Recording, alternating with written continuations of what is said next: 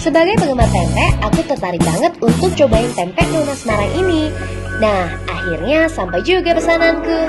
Jadi, isi pempek ini ada kapas selam, kulit, kapas selam kecil, lenjer kecil, mie kuning, dan acar. Kita siram pakai cuko biar makin endul. Pokoknya rasanya Palembang banget. Buat kamu yang pengen pesan bisa cek di Instagramnya di Pempek Nona Semarang.